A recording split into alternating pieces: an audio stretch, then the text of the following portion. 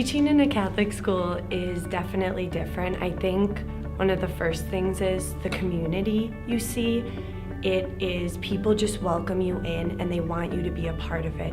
They want to see you at Mass and at like the school plays and everything. The other big part is the faith that is present. It's so cool just to see the kids live out their faith and have questions about it. And so it's the combination, I would say, hands down. I remember very clearly meeting the 3 people I was going to live with for the next 2 years and just not really being sure what that was going to be like or how it was really going to come together, feeling incredibly nervous about it. They were not necessarily people I would have picked out if I had a choice.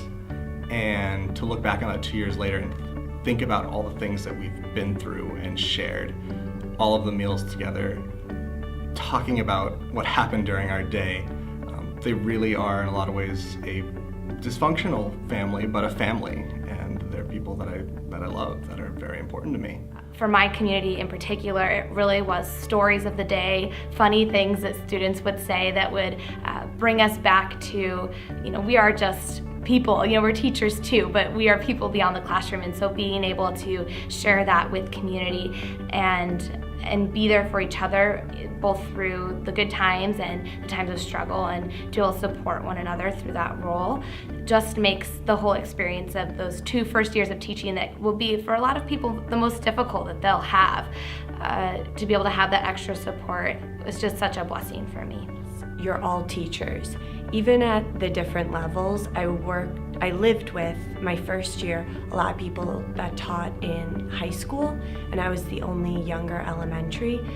And even though there was those difference in the age of students, it was still, they understood what it was like to be a teacher. I never in a million years would have thought I was going to move to Utah and live on a high school campus across the parking lot with 3 other teachers.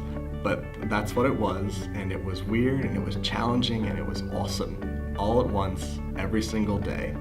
And the only way to really get as much as you can out of it is to just embrace it, to say, hey, I'm in Utah today.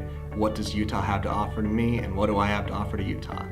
Hey, I'm living in community. How can I make this work? How can I make this be awesome? Hey, I'm a teacher. How am I going to make that work? How am I going to make that awesome? Because it's difficult, it's challenging. But I think shying away from it, backing away from it in the middle of experience, even when it is tough, that's not going to really help. I think taking it full on and, as I said, embracing it and giving it your all, that sustained me.